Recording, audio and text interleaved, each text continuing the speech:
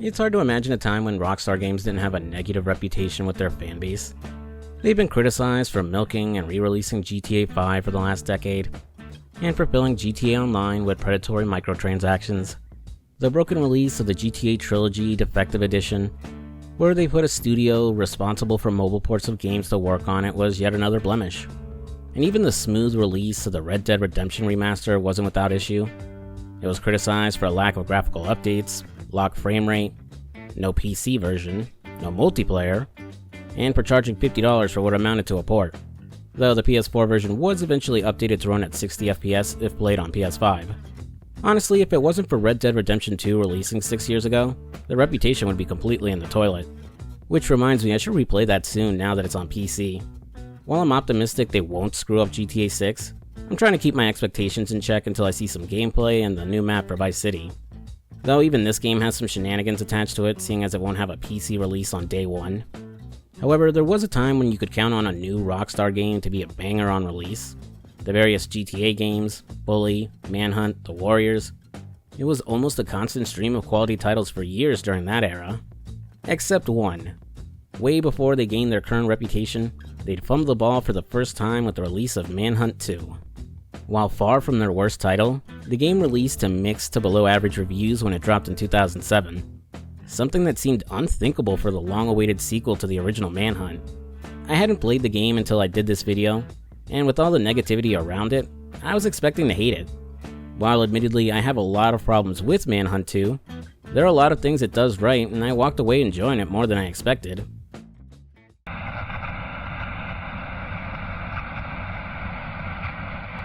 Before diving into the game, let's take a look at its development and controversy. Development for Manhunt 2 began in 2004, just a year after the original's release. The first title's developers, Rockstar North, wouldn't be returning for the sequel, since they were busy working on GTA San Andreas. Instead, Rockstar Vienna, formerly Neo Software Productions, would be put in charge of Manhunt 2. Mostly working as a porting studio for Rockstar up until this point, this would be the first time they were put in charge of developing a game. Unfortunately, it was short-lived, as Rockstar Games would close the studio in 2006 as a cost-cutting measure. They'd hand over the reins of development to Rockstar London instead, with Rockstar Toronto developing a Wii port and Rockstar Leeds working on a PSP port, with the PC version dropping 2 years later in 2009, which is the version I played for this video. Manhunt 2 had a lot of changes and cuts when it switched hands from Vienna to London, but I couldn't find much information on what the original vision was supposed to be. The best I could find was a teaser trailer for Manhunt 2 that includes credits from the Rockstar Vienna team. It doesn't show much, but it looks like it still shares the same main characters, and some story beats that pop up in the final version. Comparing the different versions of Manhunt 2 and digging through its code, dedicated fans would uncover cut voice lines, outfits, weapons, gangs, levels, and more. I'm not going to go through that cut content, but there's enough here that it lends itself to the idea that Vienna's version of the game was supposed to be different than what we got. Though whether it was supposed to lean closer to the original's game design is anyone's guess. Like most of Rockstar's library of titles at the time, Manhunt 2 was no stranger to controversy. Just its announcement was enough to get the media riled up, with some outlets bringing up the Warren LeBlanc case, and how the original game inspired him to murder his friend Stefan Pekira. While the game was found in Warren's possession during his arrest, the judge, the defense, the prosecution, and the police all emphasized it wasn't a factor in the case. Something Take-Two reiterated when media outlets brought up the case and criticized them for wanting to make a sequel. Of course, stating the facts wasn't going to stop the usual idiots from hounding Manhunt 2's release. More fuel being poured on the fire when it was revealed it was coming to the family-friendly Wii console. However, the controversy really kicked off when it came for the game to be rated, as the level of violence would cause the ESRB to give it an adults-only rating, with similar rating bodies in Europe refusing to give it a classification. Since major retailers refused to sell AO titles, and console makers wouldn't allow them on their platforms, this meant Manhunt 2 was effectively banned in the US, and most of the world. But after adding some filters, removing or censoring certain executions, and toning down the violence, the game would get an M rating instead. Eventually the game would get reclassified and released in Europe a year after the US release, though the game was still banned in some countries. It kinda says a lot about how much gaming has changed since then, and our attitudes towards violence. The game is certainly a step up in brutality compared to the first game, but it feels downright tame compared to what you can do in modern games. While the different versions of Manhunt 2 have had mods released that remove the censorship, the PC release that I'm playing is uncut and includes some things missing from the console releases. I'll probably still have to censor some executions during this video though, since otherwise YouTube would smack down my video.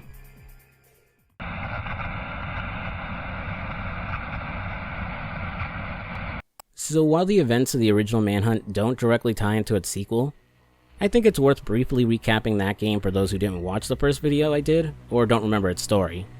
In the first game you play as James Earl Cash, a death row inmate whose death was faked and was instead abducted by Lionel Starkweather.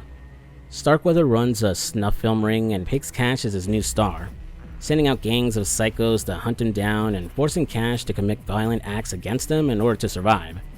The original Manhunt had a heavy focus on stealth, with Cash needing to hide and get the drop on enemies to dispatch them, with the executions he could commit on enemies shown in gruesome detail, shifting between static camera angles that gave the illusion that there was a cameraman capturing the brutality. Despite the controversy the game garnered for its over-the-top violence, it never really glorified it, and the game's overall message was meant to be a critique of violent power fantasies, providing social commentary on the media's obsession with violence and criticizing its audience for indulging in that brutality, and using it as a form of escapism. Though that message went over the heads of a lot of critics and fans, and of the developers of the sequel, unfortunately.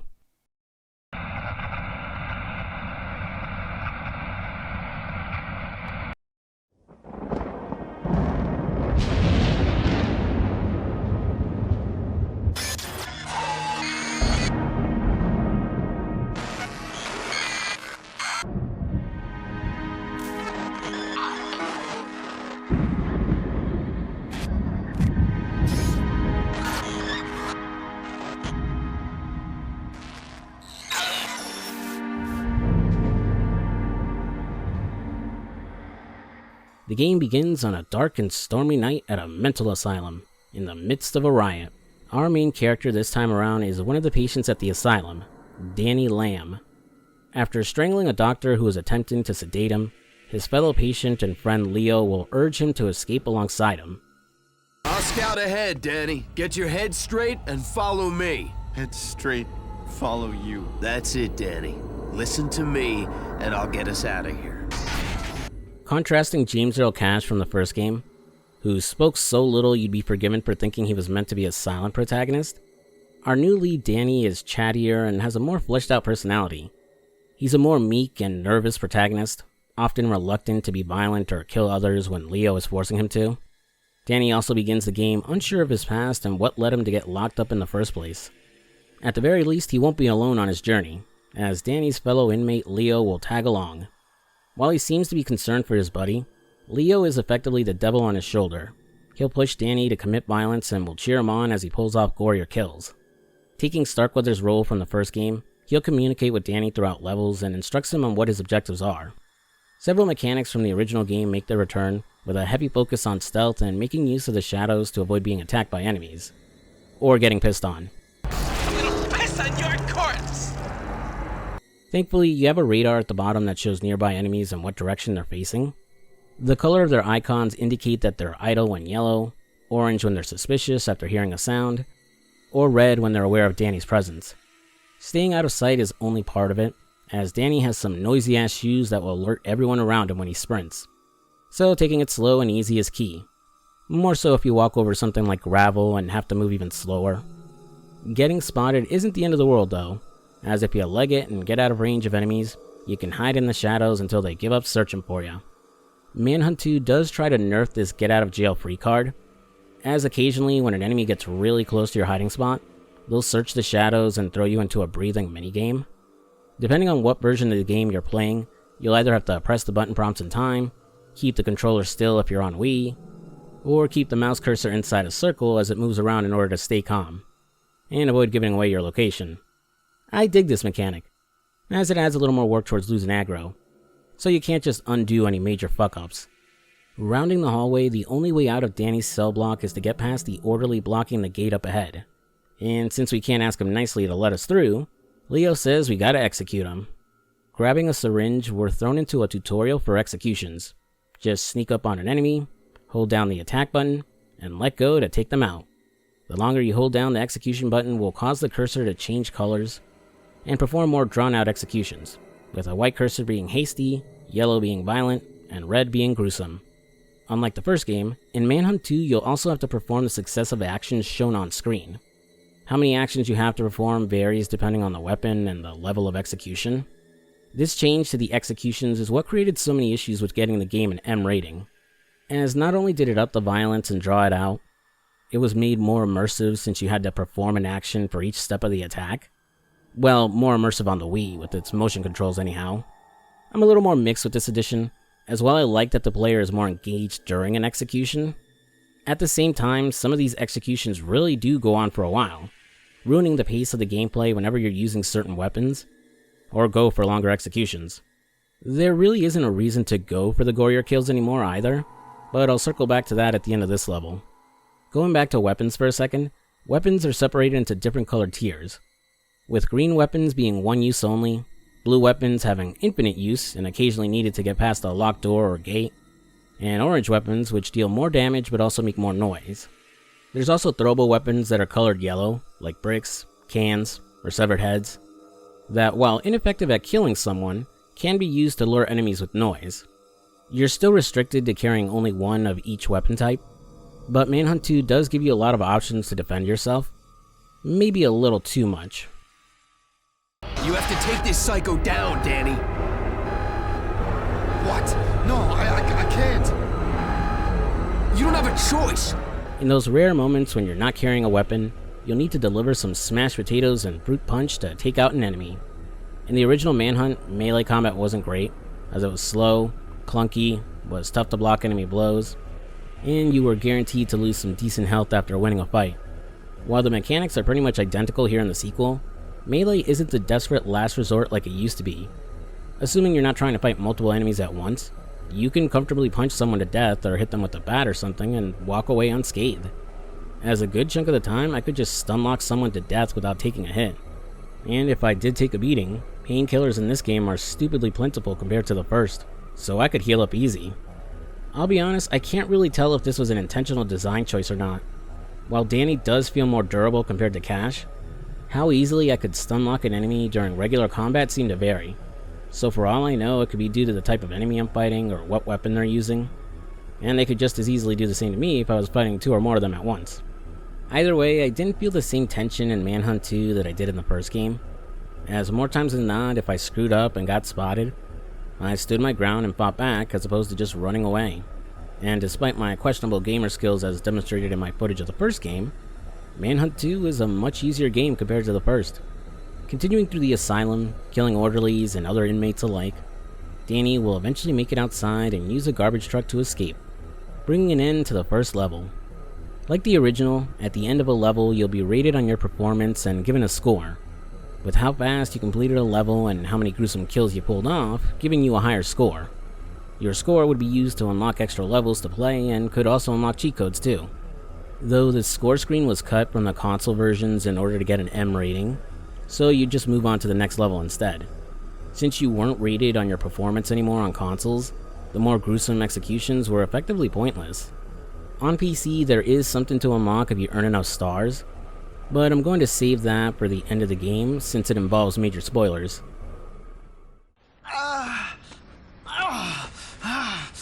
Keep moving, we haven't got much time. We have to get to the house. Wait a minute. I used to live around here. Not anymore, Danny, but there's something in that house we need. Something you left for yourself. We've got to be quick. This is the first place the project will look for us. Wait, how do you know all this? Danny, listen. It's a manhunt. Oh, that's why they call it that. Man, I really don't enjoy how Manhunt 2 just drip feeds you its story. Like, I understand it's meant to be a mystery to keep you guessing, but every new piece of information I learn has me rolling my eyes because I've seen it hundreds of times before. A man who can't remember his past on the run from some secret government group? What a completely original concept. I'm not invested in learning more, and it makes it obvious what direction the story is going to take with its twists.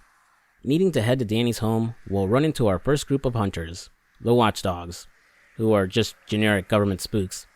That's another issue the game has, as the different groups you bump into aren't all distinct or memorable compared to the hunters of the first game. The smileys, the skins, the war dogs, they all had unique designs, dialogue, and occasionally weapons that made them feel different from each other. There was this sense of escalation every time you encountered a new gang, with Starkweather helping to sell how big of a threat they were when he explained their various exploits, and why Cash shouldn't feel bad for killing them. Here, the most distinct group of hunters you got are the pervs, and they feel a bit out of place compared to the more grounded watchdogs, or the redneck bounty hunters, the bloodhounds. The blandness of the enemies just makes the world here feel so forgettable, but I'll get more into it later. As I try to evade the two watchdogs circling the alley, the game introduces another gameplay addition, the ability to climb and to crawl. I like the added verticality this gives levels, as you have more options to hide or outrun your pursuers, and occasionally need to think outside the box on how to get to the next area. Though it doesn't get as much mileage as I would like, and most levels still end up relying on finding an item to get past a locked door. Evading the two watchdogs, but then going back to kill the one I left alive to steal his crowbar, I arrive at Danny's house. What happened here? The project happened here. Or what's left of it anyhow. Searching the area for whatever Danny left here, he briefly experiences a hallucination when examining a group of TVs.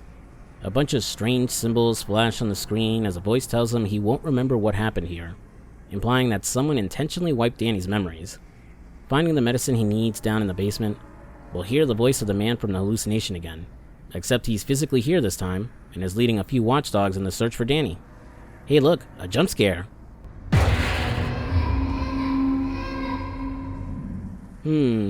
I wonder who that crying kid is supposed to be. After massacring the watchdogs in the basement, and heading up to the top floor bathroom to find a syringe, the game introduces a new type of execution, a jumping execution, where Danny can hop down from an elevated height to kill an unaware enemy below. This is another great example of how the game makes use of its new verticality. Unfortunately, you'll only ever have the opportunity to use this move like one more time, and I kind of forgot it existed by the end. Shooting up some brain juice, Danny is now thinking clearer, and he finds a matchbook beside the bottle of medicine, with the name Judy written on it. Wondering why he left that for himself, he's determined to figure out his past and heads to the club where the matchbook came from. Arriving at the beginning of the next level, Leo urges Danny that they should leave and forget about this place, as the project would use this club to kidnap people for their experiments. Blowing off Leo, Danny avoids getting spotted and looks for a way to sneak inside.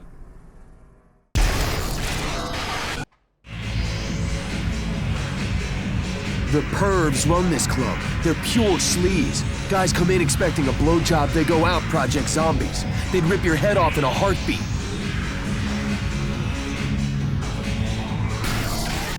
Man, is the pervs really the best they could do with naming the gang that runs this place? Using a brick to break a window and sneak into the building through the men's room, the game introduces us to environmental executions, reminding me of a similar mechanic from the Punisher game. Go watch that video, by the way. The white skulls on your radar represent something in the environment you can use to gruesomely kill a hunter. From bashing their heads in with a toilet tank cover, to bashing their heads in with a manhole cover, or just pushing them into a printing press, Environmental Kills pushes this already violent game to its limits. It's another addition I really like, as it adds more variety to the combat, and is a great way to preserve your resources if you only have a one-use green weapon. And in a few instances, you're expected to use it as a trap to take out an enemy and arm yourself with their weapon. While it gets a lot of mileage throughout the game, I do wish there was a bigger focus on using the environment to survive, especially during the second half of the game.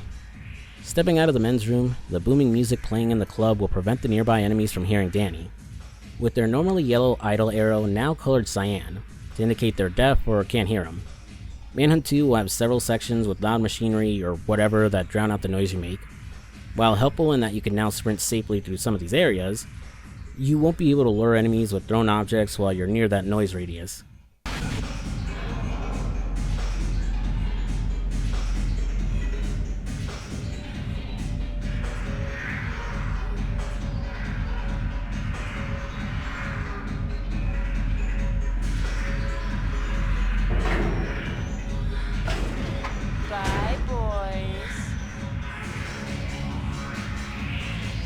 After the titillating dance ends, we'll need to head into the back room the stripper disappeared into.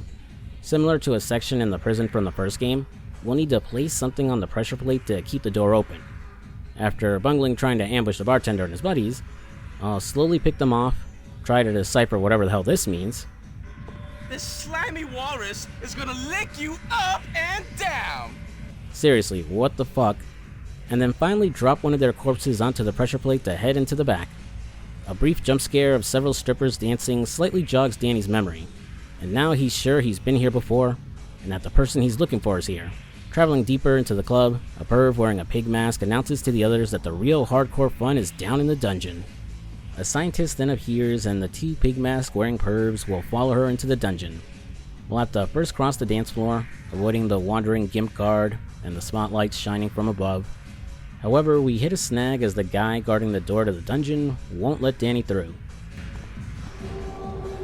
I don't know your face, and the only faces I know get in. Get the fuck out of here. At first, I thought I had to get a disguise, or drag someone's corpse to the door to fool them somehow. What you actually need to do is head to the second floor of the dance floor, where there are two more patrolling guards. Grab the fire axe that's also up here, and then just lop off one of these idiots' heads and take it back with us to the guard. Georgie boy, come on in. Jeez, you look like shit.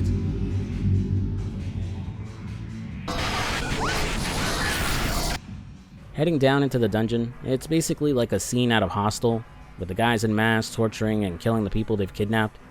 This is also where we get the more gruesome environmental kills, like the dentist drill and the Iron Maiden.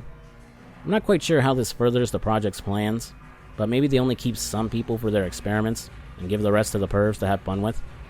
Opening the door to each torture room and killing the enemies inside will unlock the control room, and Danny will find the woman he's been looking for, the scientist we saw earlier, Judy. She doesn't offer any info about his past, instead handing Danny a key to a safe house he entrusted with her. Before taking off, Judy tells him the safe house is a rundown theater located in the red light district, which is where the next level is set. We've gotta check out that safe house. Don't trust that whore. She wanted to help! Wanted to help? She wanted to save her own fucking I'm neck. gonna find a way in. Think, Danny.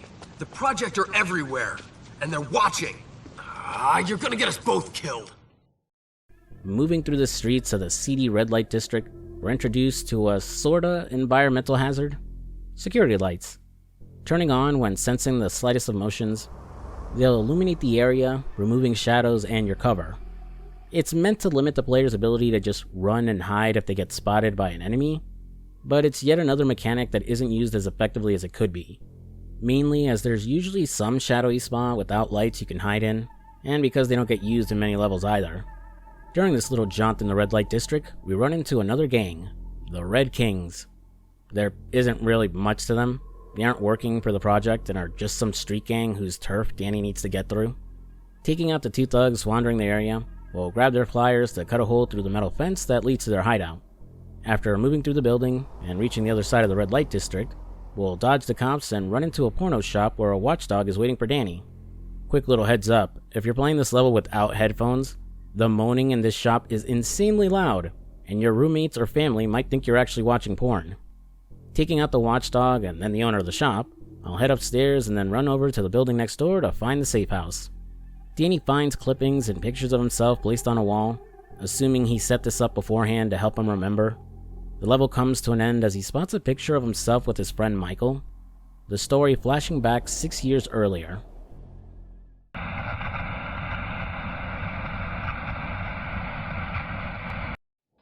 I'm sorry, Danny, but it's gotta be this way. The Pickman Bridge! Remove it. Get it out of my head so I can think straight. If you thought I would do that, you're out of your fucking mind.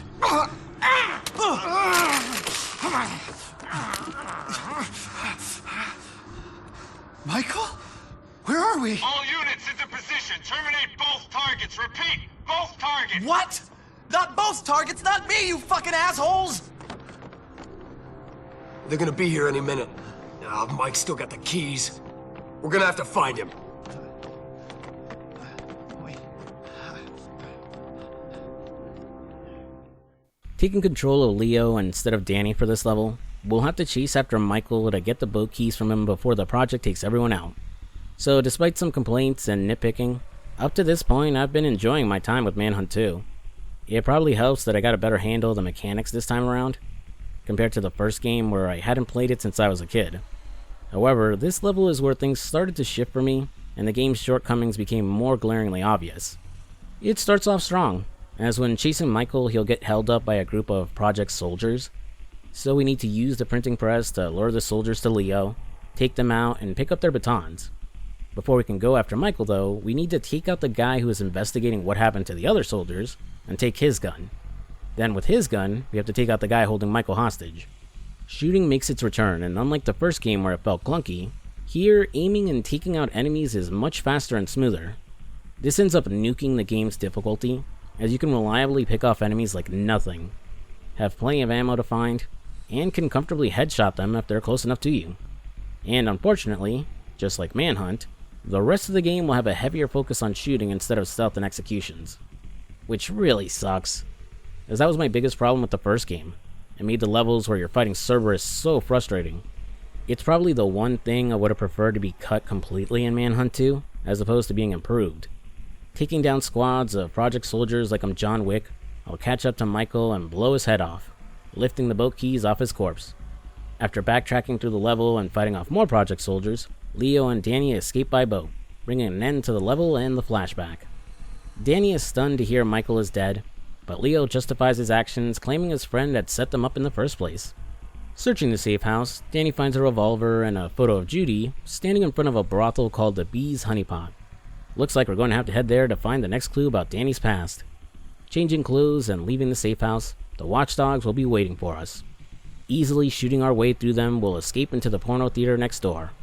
Oh, and you can pull off executions with guns now, by the way.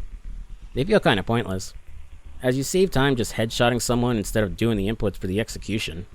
After a long shootout with more watchdogs as the world's worst porno is playing in the theater, the level ends and we're off to the Bee's Honeypot. On the way, Danny unlocks more of his memory, as we're shown a flashback of him arguing with his wife while their kids look on. Danny signed up to be experimented on, believing it could change medical history, and the potential wealth from such work could provide for his family for generations. However, his wife protests, worried what it could do to him, and that he should think of his family before doing something so dangerous. Spotting Judy and his memories before he wakes up, Danny will arrive at the Bee's Honeypot to search for her.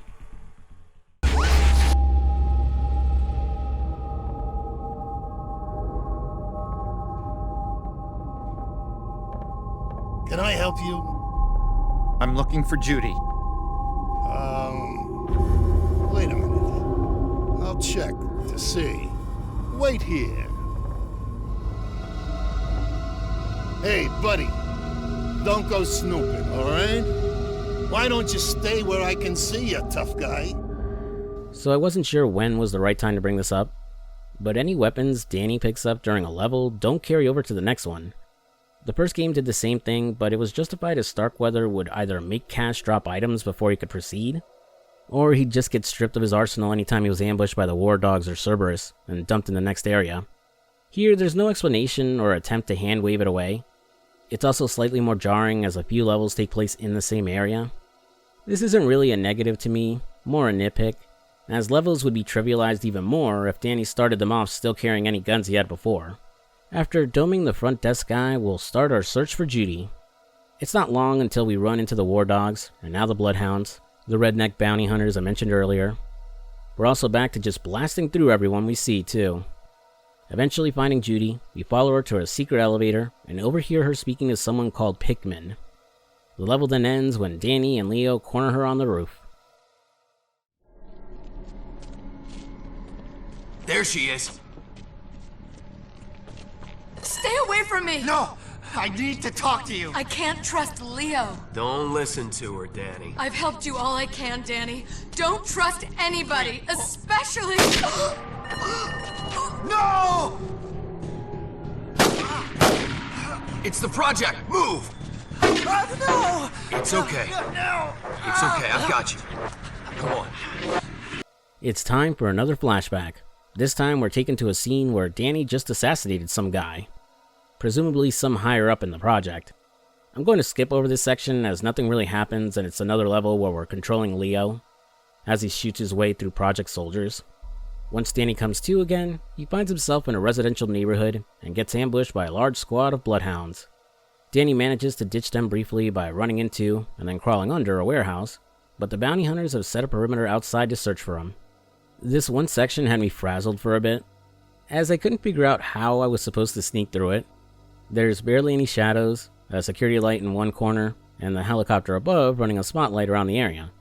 I could ambush one guy, but I'd immediately get spotted by his buddies and the chopper and be shot to pieces. Eventually, I just stopped using my brain and pulled a Leroy Jenkins, outrunning the bloodhounds and taking some fire from the helicopter until I got through the locked gate and hit the checkpoint. Things didn't get easier when I escaped into the reservoir, as I was basically put in the exact same scenario again. So I just made a beeline for the pistol near one of the guards, grabbed it, and ran into a small hallway inside, and picked off every enemy who poked his head in. Escaping back into the neighborhood, outrunning the helicopter again, and escaping through the sewers into a car garage, we'll end up at a gas station. Getting into one last shootout with the watchdogs, Danny will find Leo and the level ends as we're thrown into another flashback level.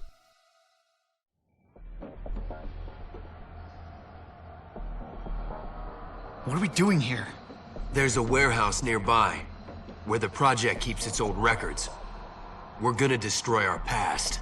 You can't destroy the past, Leo. Come on. We're gonna need fuel. Surprisingly, even though we're taking control of Leo again, this isn't another mindless shooting level, as we need to rely on stealth to make it to where the records on Leo and Danny are stored. This level brings back the gasoline can, but unlike the first game where it was needed to fuel a machine, and would slow you down as you carried it, here it can actually be used as a weapon, as you can set a trap for hunters by pouring some gasoline on the ground, luring them to it with noise, and then executing them by burning them to a crisp.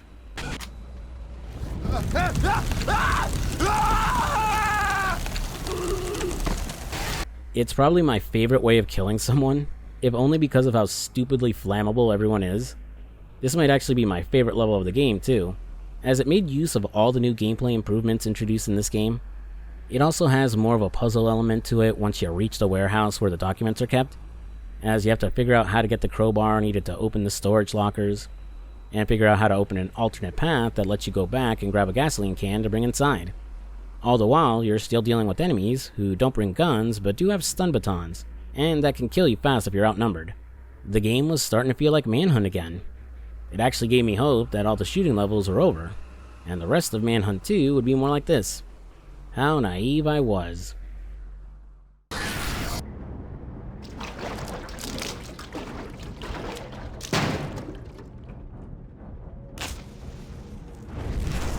Our history is officially erased. Now we can be whoever we want.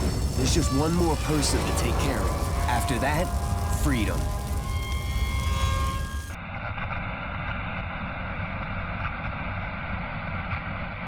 After Danny recovers from his latest blackout, he and Leo arrive at some project-owned facility.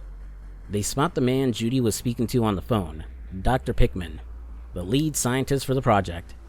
They infiltrate the building to search for him, taking out more watchdogs along the way, until Danny sneaks into a vent that takes him into a research lab.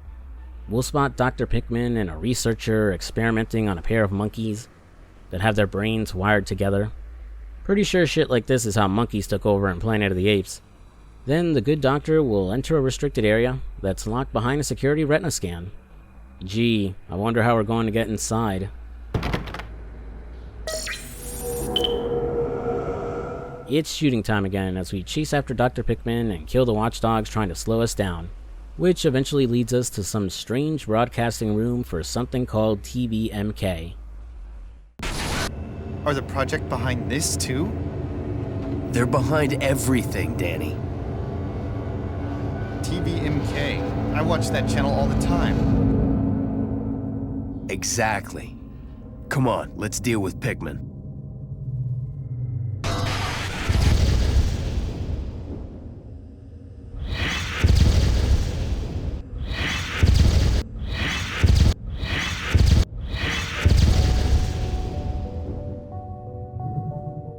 Man, I wish this TBMK thing was introduced way earlier.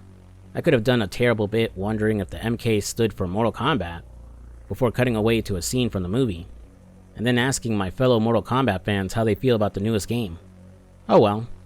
But this whole thing is an obvious reference to MK Ultra, a human experiment program started in the 1950s by the CIA. The goal was to develop procedures or drugs that could be used to weaken people's minds, to force confessions, brainwash them, or just psychologically torture them, and maybe develop psychic super soldiers. I'm oversimplifying it, but there's tons of books, movies, documentaries, and YouTube videos if you want to learn more. While there's still some pieces left to explain what's going on with Danny, the fact he was part of some MK Ultra experiment really isn't all that interesting if I'm being honest. I brought up earlier that the game's premise was already generic as hell, so the explanation for Danny's wonky situation being an MK Ultra experiment isn't a twist, and just kind of expected. I'd be more invested if the reveal was magic or ghosts, honestly. Stupid for sure, but at least it would be a twist. Shit, I'd take a stupid meta twist that reveals the whole game was a simulation. Continuing our hunt for Dr. Pickman, he gets the upper hand on Danny when he pacifies him using his trigger phrase. What seest thou else in the dark backward and abysm of time?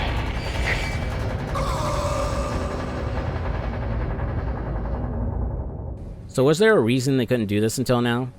Like, I'll assume it has to be Dr. Pickman's voice saying the phrase for it to work, but couldn't they have used the recording of his voice, or just brought him along when they first went after Danny in order to stop him? I know the obvious answer is the game couldn't happen if Danny stopped immediately, but introducing this trigger phrase ends up creating a plot hole in the story, and it only really exists as a gameplay gimmick during this next section. As when Danny comes to, he's been stripped of his weapons, but not tied up, and left with one guard who decides to walk away as he wakes up. Killing him and taking his gun, we have to take out speakers playing Dr. Pickman's phrase while trying to escape. Be able to do it fast enough, and you'll go down and have to reload the last checkpoint. Like, I like this element, and it keeps the remainder of this level from feeling like another shooting fest, but narrative-wise, it would have made more sense to do this at the beginning in the asylum. Maybe it could have been peppered into a few levels to spice up encounters, or used to take out Danny in between levels, explaining how he lost his weapons and working like how Cash got grabbed by the watchdogs. I'm not going to keep harping on it, but it's another thing that could have been used to flesh out the gameplay. Catching up to Dr. Pickman, we need to capture him alive. Luckily, an orderly with a tranquilizer gun shows up to give us exactly what we need. Good work, Danny. I'll take it from here. You can be a little squeamish.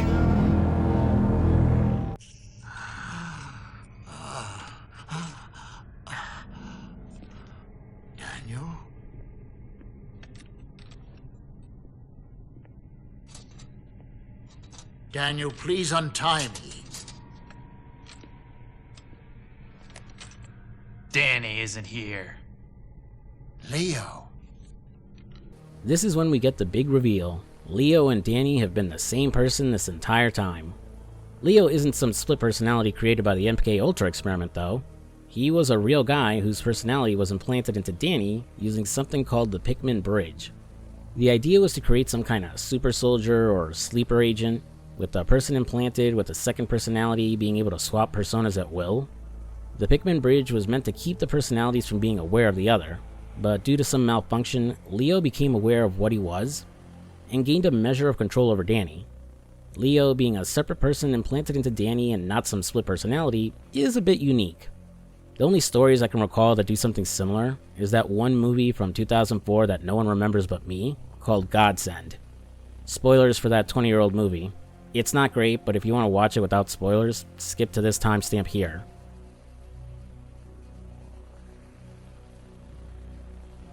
Godsend is about a husband and wife who lose their son Adam in an accident, and a doctor played by Robert De Niro offers to bring him back by cloning him. Everything is going fine with the Adam clone until he reaches the same age of the original, and he starts acting evil and seeing strange visions. The big twist of the movie is that Robert De Niro used some of his dead son's DNA to clone Adam. His son Zachary was deeply disturbed, burned down his school before killing his mom and burning down their house and dying too. So just like Leo, his personality is trying to take over Adam. Honestly, I did not remember this movie existed until this reveal. Oh, and I guess the other thing that sort of does something like this is Cyberpunk 2077. There's probably more obvious examples I could have used, but I don't want to dwell on this too long. Still, the reveal that Leo and Danny are one and the same is extremely obvious, as you never see Leo when going through a level, and only hear him.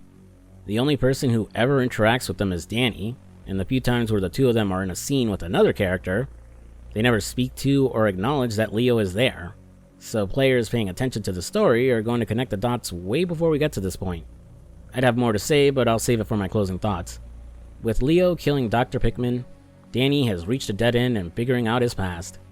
Leo insists there's another person who might have all the answers, and after weeks of searching, they visit a film studio where the hypnotic film was created.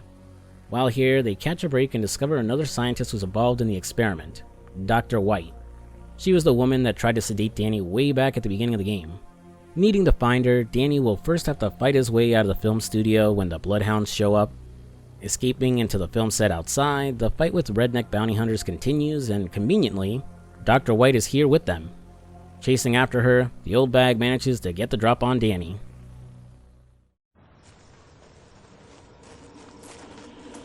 Behind you!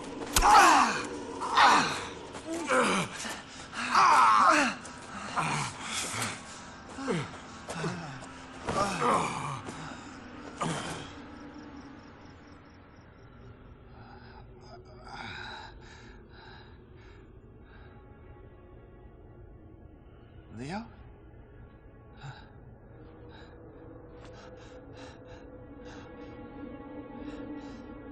Leo? Leo! When Danny comes to, Dr. White reveals to him that he was the one who developed the idea of putting another personality into a person. She also fills him in that Leo isn't real and is living in his head, that he's trying to take full control, and that Danny is the only person who can stop him. Dr. White then asks him to try to recall the night he lost his memory, which takes us to one final level where we control Leo again. Leo is moving through a residential neighborhood towards his target with the police searching all over for him.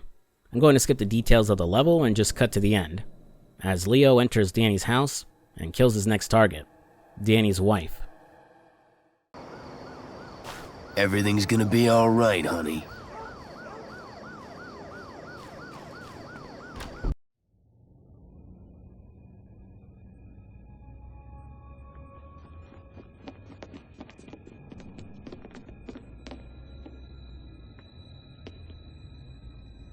Daniel, you will not remember anything before this moment. You will not remember us being here.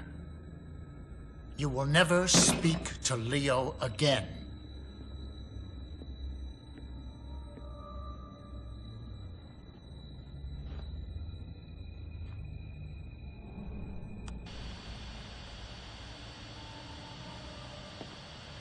A little too effective, I feel.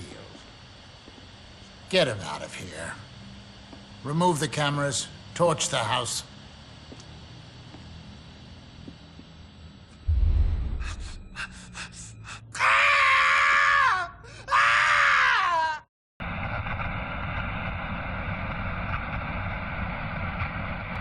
I'd say this is the game's actual good reveal, that Leo forced Danny to kill his wife, and that Dr. Pickman wiped his mind and burned down his house to cover up the whole thing. It's hinted at that Danny might have done something to his family, but it's a lot more subtle, and a less obvious reveal. While explaining what happened to Danny, Dr. White goes a step further and shows him a video recording of when the incident happened. Danny watches in horror as he sees himself laughing with glee while stabbing his screaming wife to death. Dr. White consoles him and tells him not to get dragged down by his guilt, that Leo was the one responsible, and that he must be strong in order to get rid of him once and for all. Don't let your guilt drag you into oblivion. Your only chance to be free is to rid your mind of Leo once and for all. Time to say goodnight, Danny. Your mind's only got room for one of us. But don't worry, I'll take care of business from now on.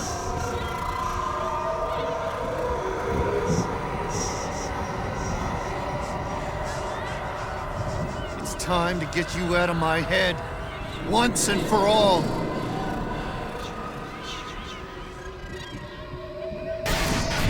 This brings us to the final level of the game, a classic battle in the center of the mind, with Leo and Danny fighting for complete control. And it sucks. It really, really sucks. First is its design. It just feels like they repurposed some graveyard level they had, and it doesn't feel like I'm inside Danny's psyche. You'd expect some kind of bizarro level made up of different environments, with floating objects that symbolize Danny's memories, or a skybox that looks like a bad acid trip. Think something like the Scarecrow levels in Arkham Asylum. Next is just the final battle with Leo, as it has multiple parts to it and really drags on. First, you have to run around the opening area to find a syringe, and lie in wait to ambush Leo to weaken him, but you can't see Leo on the radar, and instead you have to pick a spot to hide, make a sound, and hope he spawns near you, which wouldn't be so bad if you didn't have to do it like 5 times before you can move on to the next area. You'll then have to run through a crypt being patrolled by some demonic watchdogs, and enter the next part of the graveyard, where Leo will summon ghosts of Michael and Dr. Pickman to go after Danny.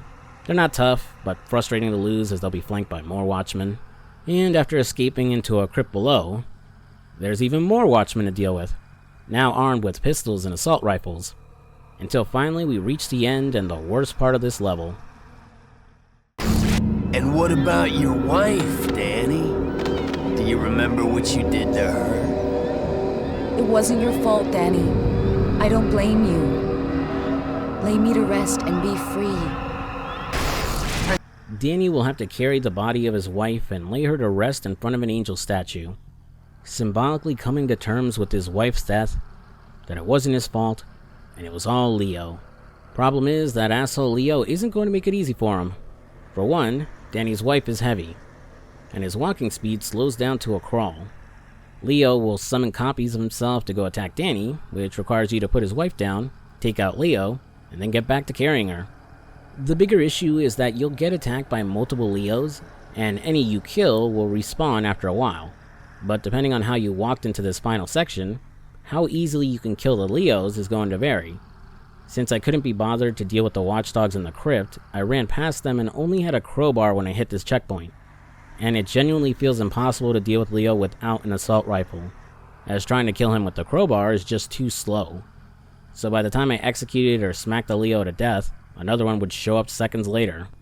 I'm pretty sure the game expects you to have an assault rifle, as in a corner of this graveyard you'll find boxes of ammo for it.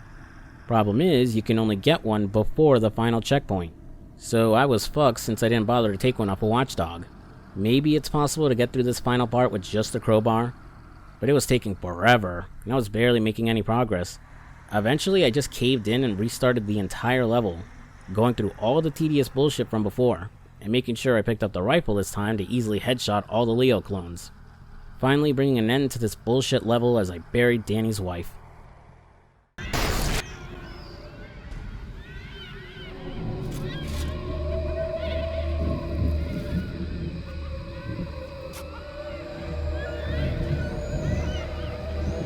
You think it's that easy to get rid of me? I made you. I could be you, but I have a choice. A choice! And I choose to be me! Who the fuck wants to be Daniel Lamb? I do! You hear me? You see? You can't get rid of me. Can never hit me. My name is Daniel Lamb. My name is Daniel Lamb!